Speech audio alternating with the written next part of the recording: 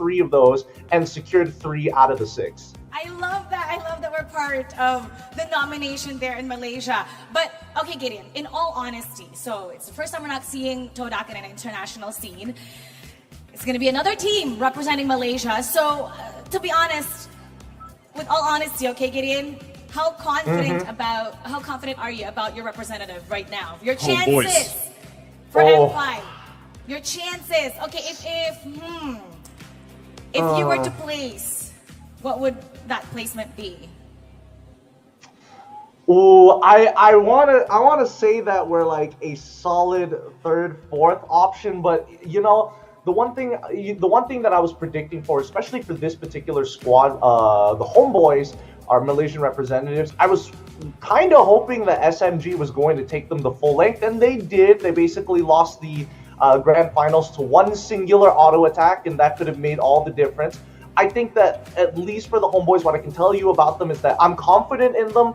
The only issue is that I don't see any PH imports amongst that squad, so it feels kind of weird to kind of back them up to a certain degree, because they are an interesting squad. They're very fiery, they're very exciting to watch, and they have imports of their own, but they're from Indonesia. So there was this big argument about, you know, PH and Indonesian imports, and I think, you know, either or doesn't really matter to me, but definitely have a bias towards one.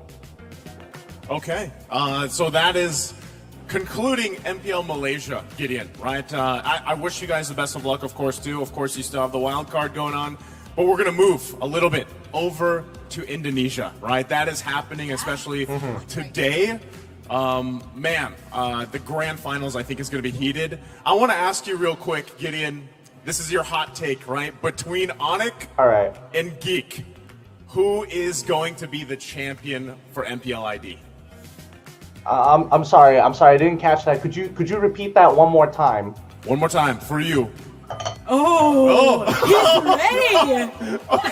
ready. I did not expect that. I couldn't hear you. I couldn't hear you over my overwhelming support for the ones, Onic. I thought you were going to show me your muscles, Gideon. He's flexing. My bad. I got to do the traditional. Yep. Thank you very much.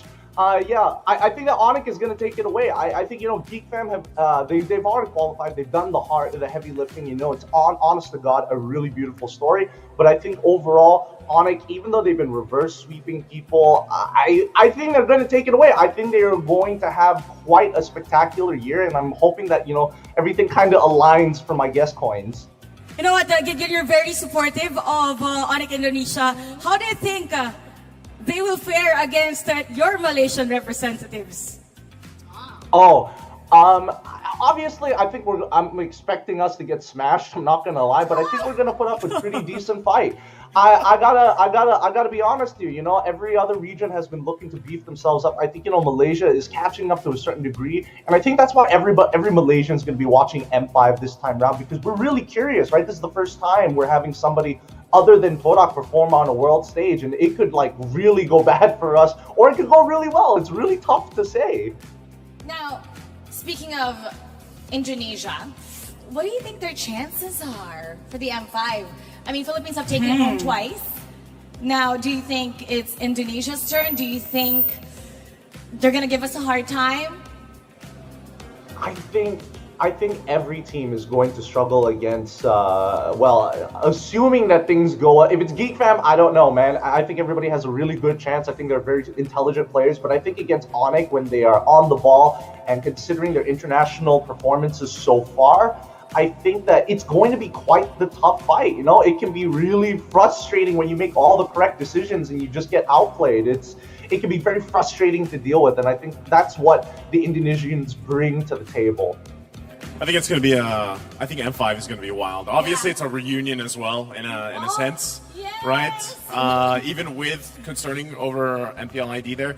Now, moving on, Gideon, this next part, the M5 wildcard, we know it's happening in Malaysia, like you mentioned.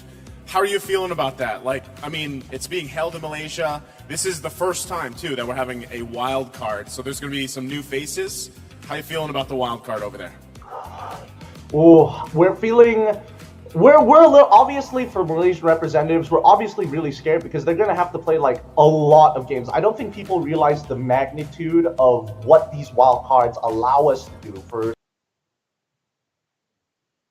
some of the outer regions that aren't a part of the MPL. You know, having a bit of EU in there, and obviously having teams like Mongolia, the Mekong regions as well. People have been stepping up, and they've been stepping up really, really fast. So I think that even though we've been in the scene like a little bit longer than most people, it doesn't necessarily translate to the level of people are picking up the game really fast, including the meta, competitive rotations, competitive drafts as well. The world is kind of assimilating to a global meta very quickly compared to the last few years, where there's very clear distinctions between the regions on how we like to play the game.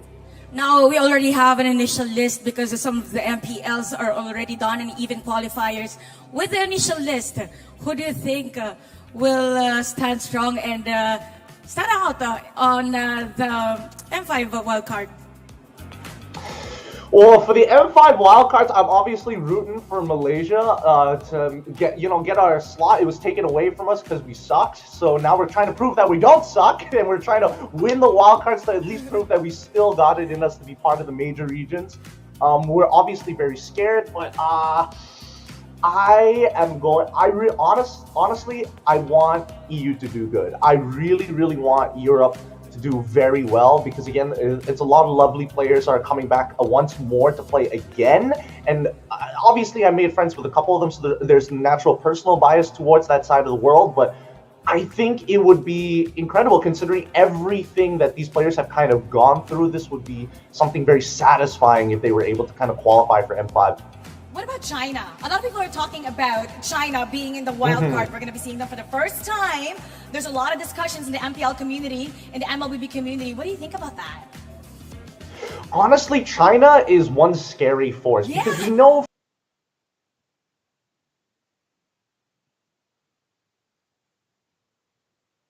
from traditional, like not only traditional sports, but like even in esports, you give them enough time, they're eventually going to turn it into their own thing and completely smash everybody else. So until that time, I think for now there's nothing to be concerned of yet. I think